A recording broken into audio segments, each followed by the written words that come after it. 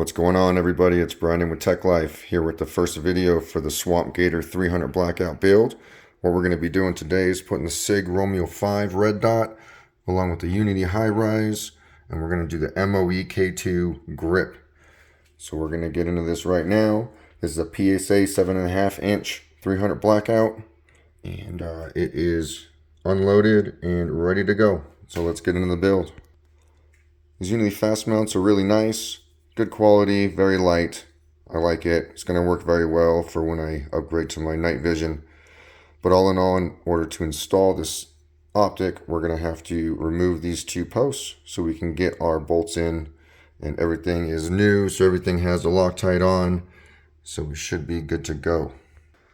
I went ahead and got this basic toolbox for inside of the room with the weapons. Pretty much just set up for basic tools, cleaning kit. This will be for more storage. I got pretty much some tools down here, and this is where I have everything that's going to be going on the blackout right over here. So that's going to help out keeping some stuff off the counter. We got the vise I'm going to make a plank for so it can mount to that so I can move it around. And then here's this bench I got that we're using for the weapons table. Alright, after removing the Picatinny rail adapter, you can go ahead and access the holes to get the optic on. So now we're going to remove the mount off of the Romeo5 and start putting this thing together. So with the Romeo, it does come with this little Allen key with the Torx at the end. It would work, but I would really highly suggest getting some proper tools, because that'll definitely help with torque specs and all that sort of thing, making sure you don't get it too tight before you torque it down. Okay, once you remove the 4 bolts, the mount will come right off just like that. Now I'm going to clean this up a little bit, get all that crap off of there, and then we'll get ready to mount it onto the mount. So these two are going to go together just like that. I didn't put any screws in yet. I think I'm going to put the front sight post in first. And once I do that, we'll go ahead and mount the sight. But it looks really good, I think. So with this front sight post, it does take a T8, which most people might not have. So make sure you got one of those so you're not running around trying to get this thing in. Alright, so that's in there. Not aligned or anything, so we'll have to mess with that when we get to the range. But it's in. Time to mount the red dot. Alright, so I got my Torx screwdriver from Co-Beast.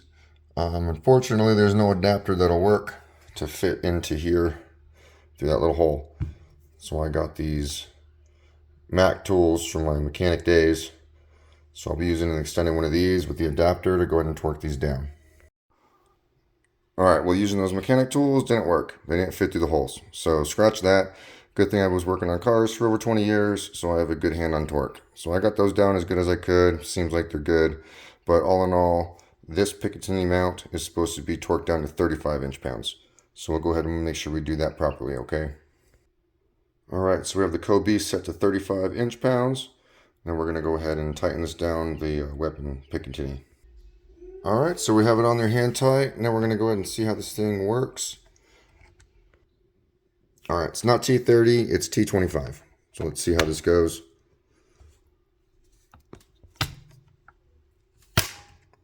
Alright, this snapped pretty good. Let's go ahead and do this one. Cool. 35 inch-pounds.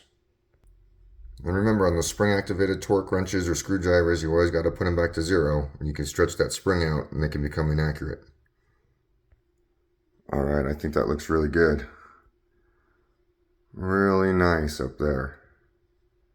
We'll have to see how the eye relief is. Hopefully it's right where I want it so I won't have to move it on that rail, but that's looking really good. Now let's put this grip on.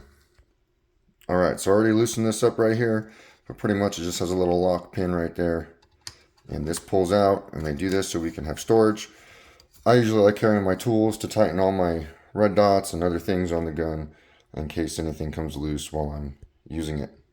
So there's going to be a Torx down here that we're going to have to remove. And then we'll go ahead and use this new one, putting the MOE on. Alright, after you get the bolt out, right there, remember you got that detent spring in there for your safety. So just make sure you don't lose that,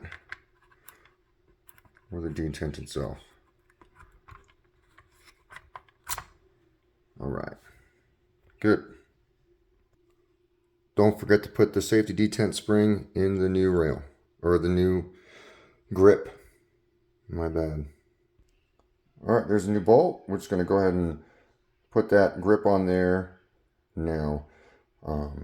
We're going to be taking this off later on because I got some other things I'm going to be doing in the low receiver. But I just wanted to get some things bolted onto this because I'm tired of waiting and staring at this thing all naked. Alright, that grip calls for 15 to 20 inch-pounds.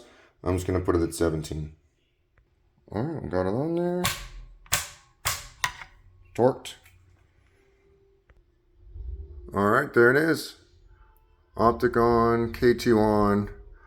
Still got a lot to do to this weapon, but I think it looks a lot better already just with the optic on there. That Unity mount is so sick. Alright guys, appreciate your time today.